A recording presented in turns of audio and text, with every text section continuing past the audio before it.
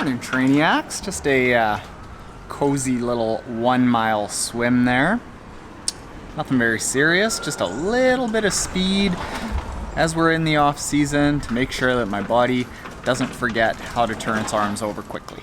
So over the last couple weeks, I have noticed some adverse reactions with a whey protein supplement that I've been testing out for the past little while. So I did a fair bit of research over the last few days, and there is a lot about whey protein that supplement companies aren't telling you that is not so good for you. No, I'm gonna tell you.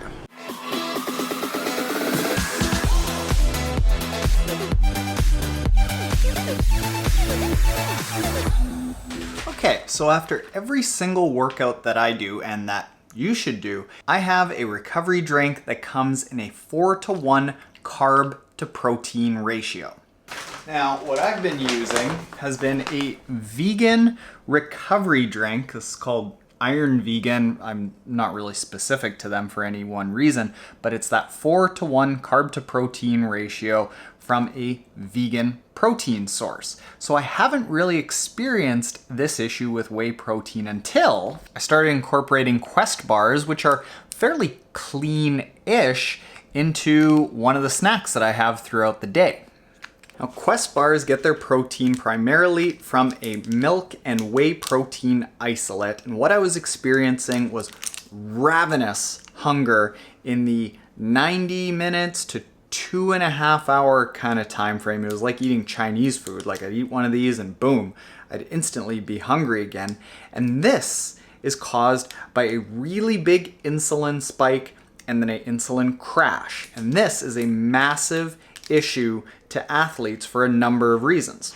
For starters, like the more serious issue is that insulin spikes over and over and over can cause insulin resistance, eventually leading to pre-diabetic conditions or type 2 diabetes.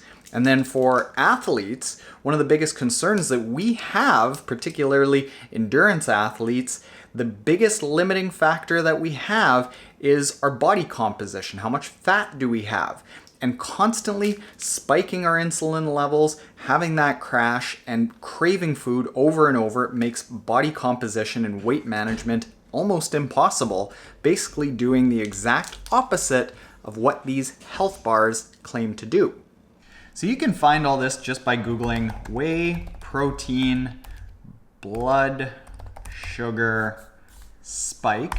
I mean, it's an autocomplete, but I will put a couple of links to the studies that I found in the description below if you want to see them. And what was found is that because whey protein is such a fast-acting protein, your body needs to convert some of the protein into glucose to give itself energy to use that protein in the repair process of assimilating it in our body. And what was found in this one study is that when you compared the insulin spike in whey protein to white bread to just straight up glucose, the biggest insulin spike actually came from the whey protein. Now, for starters, they claim that you need a huge amount of protein that acts as fast as possible, like a whey protein, immediately after a workout. Well, the fact of the matter is that whether you have your protein immediately after a workout or later in the day, it doesn't matter. Actually, it's been shown that to have it later in the day might be better. Our body repairs itself at night, so give it the building blocks, i.e. protein, to repair the muscles at night.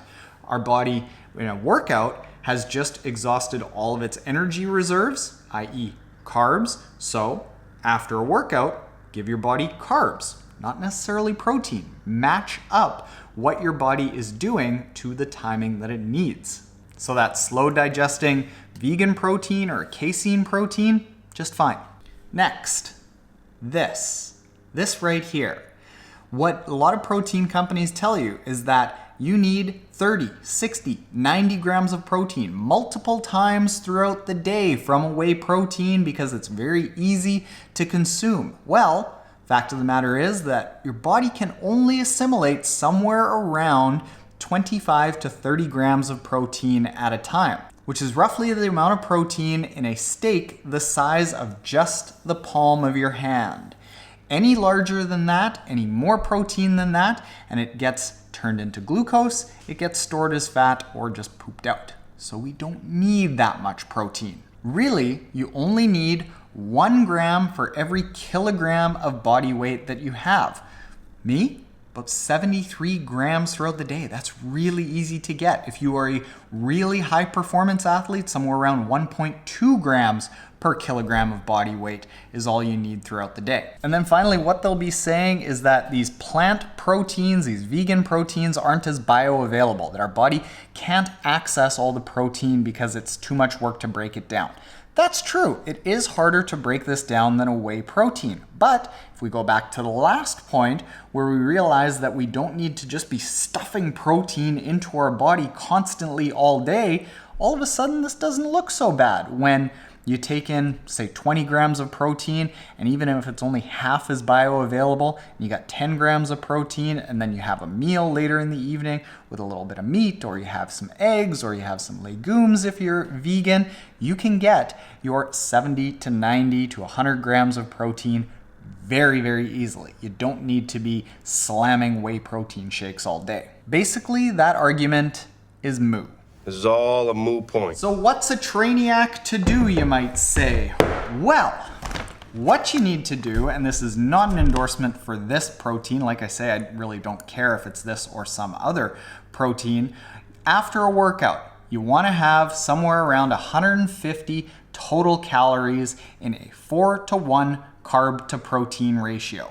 Make that protein from either a plant source or a casein protein, which is a much slower digesting source of protein, still from milk, but just doesn't have that massive blood glucose insulin response. And then, unless you really want to give yourself weight management issues and cravings that you've got to fight throughout the day just to prove to yourself that you are tougher than the protein is, I don't know why you'd want to do that. Avoid whey protein throughout the day, which is a real shame because Quest bars are pretty delicious. So there you go, Trainiacs. If you aren't already subscribed, hit the subscribe button below. If you are subscribed, we'll usher you into the end of this video with a little montage of my swim from earlier today. If you want details about that swim and just more of this kind of tips in general, go to triathlontaren.com/training log, where all the details of literally that swim that I did this morning and tips like this are shared every single week.